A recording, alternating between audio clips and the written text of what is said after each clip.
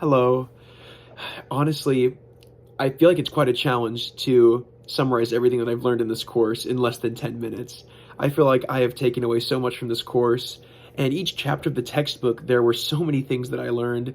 The various films that we would watch, some of them uh, giving examples of Asian intercultural communication differences, or Hispanic with the most recent film that we watched, and even some of the more lighthearted, amusing films like The Terminal.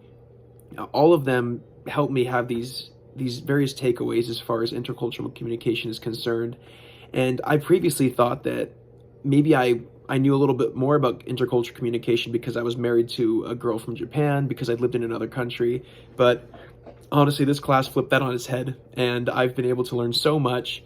And so the way that I broke it down is just to share my main takeaways from every chapter of the textbook, and why I think it's such an important thing that I learned. So in the first chapter, the Introduction to Intercultural Communication chapter, the thing that I found to be the most important when looking at intercultural communication is self-awareness, which of course the book defines as knowledge of our own cultural assumptions and biases.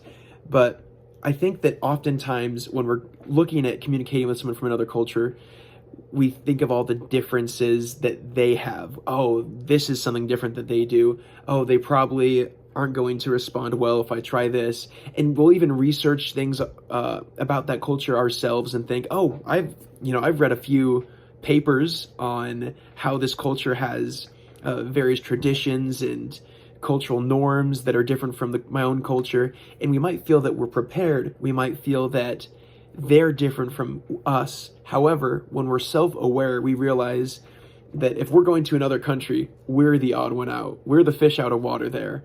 And we also have to know that we are never going to know everything, especially if we're going to another culture for the first time and we're going to try to communicate with people from that culture, that organization, whatever it is.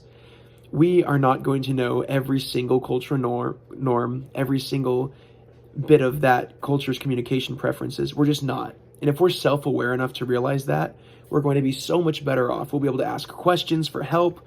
We'll be able to be more humble, and humility is so important. According to the textbook, according to the films that we watched, according to all of our class discussions, humility and self-awareness is so important, because if we're self-aware, we'll be able to ask questions if we need clarification. We can notice our own mistakes, and that will just avoid so many cultural miscommunications, intercultural miscommunications that we could accidentally make. But I think self-awareness from the first chapter and moving forward in my life, whenever I'm participating in intercultural communication, is to be more self-aware. That was my biggest takeaway from the first chapter. And from the second chapter, which was about culture identity and perception, I really liked learning about high context and low context cultures, because when I lived in Japan, a high context culture, I realized that some cultures really don't just depend on the direct translation of a verbal message. Like how Japanese people, if you invited them over for dinner and they couldn't make it, rarely are you going to get a flat out, no, I can't. People are going to say, oh, I'd really like to. Let me see if I can make that work. I'll let you know. And you never get that flat no, because it's a high context culture. Words mean more than what they simply are. It depends on the context of the situation, which I'm going to get into later when I'm talking about the environmental context.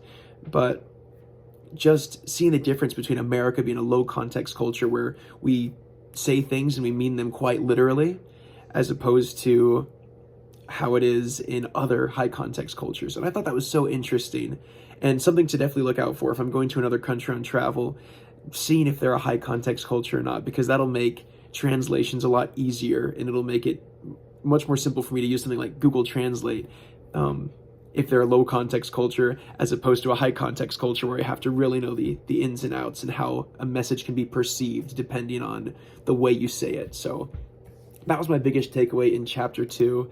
In chapter 3, which was about verbal communication across cultures, I thought that it was just really inspiring at the end when it talks about harnessing the positive potential of language in general, because language is more than just getting your idea across. It creates meaning.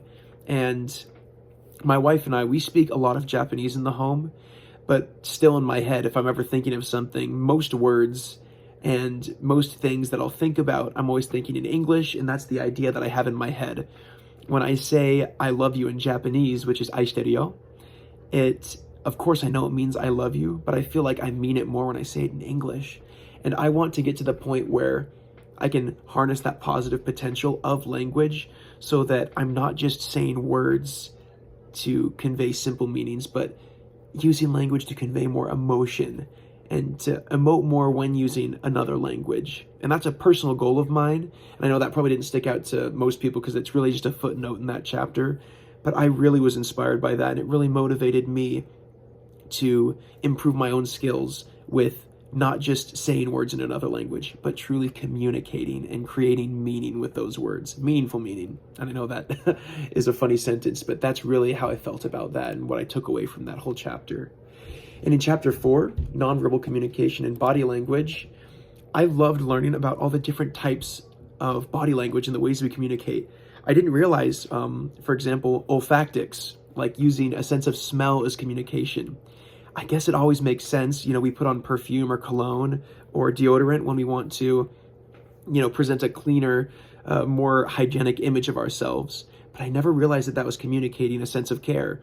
If I'm going on a date with my wife, I really want to make sure that I'm maybe putting on cologne to show that I'm going that extra step, that I want to make her comfortable. I want to show her that I'm really trying to prepare for this date and that I think these things are important, and that I want to present a good image, of course, in public. And I think that's so cool. I never thought of that as communication before, but now the more I think about it, the more I realize there's so many different aspects of communication I didn't realize. And in like oculesics, of course, eyes are separate from kinesics, which is our, facial movements. But I never really differentiated the two. But of course, our eyes are much different. We've all seen a smile that doesn't meet someone's eyes. And we've all seen really happy eyes, even when someone's maybe trying to pretend to be sad because of a situation, but maybe they find it amusing. And just diving in depth to all the different ways we communicate with our body and nonverbal language, like paralanguage and vocal tone, all these things, even silence, right? It was so much more of a deep dive into communication than I've ever gone. And I really enjoyed learning about that. In chapter 5, for developing sustainable intercultural relationships, I really liked just being more empathetic. I think when we're more understanding and less judgmental of those around us, that's how we make those intercultural relationships. If we always just think of someone as, the poor foreign exchange student that can't communicate very well, if we're pitying people, we're never going to be able to have that equal ground where you can make a friendship. So being more empathetic, thinking of their situation instead of using our own kind of selfish perspective where we think that the world should be exactly like our culture. That person should act more like a Christian because that's, not something that I would do, or something like that. Those are not empathetic, and those are not going to be a road to strong intercultural connections and relationships. So definitely want to use that in my own marriage as well, to just improve things even more. And chapter 6, the environmental context. This was so interesting to me. I never really took into account how the natural environment, the physical environment, the man-made environment, the built environment, and the perceptual environment, how all of those add to how a message is received or sent. Definitely in the future, if I am struggling to communicate with someone in an intercultural communication situation, looking at the environmental context and how I can improve that to have more clear communication is something that I really want to do. And finally, chapter 7, which was about intercultural conflict, culture shock, and moving towards solutions. Just seeing the relationship, how cultural expectations, which is basically the cultural norms within our own culture and how we anticipate or consider that to be standard when we go to other places, how cultural expectations can lead into ethnocentrism. I think overall, this class has taught me that we can't judge people, and ethnocentrism can stem from very normal and natural reactions that we're not even aware of, just subconscious bias, implicit bias. And so moving forward, I want to use these skills to not only be more welcoming and empathetic towards people from other cultures so that I can have those solid relationships, but to just practice self-awareness and really being intentional about everything I do when it comes to intercultural communication. Thank you so much. It was a great class.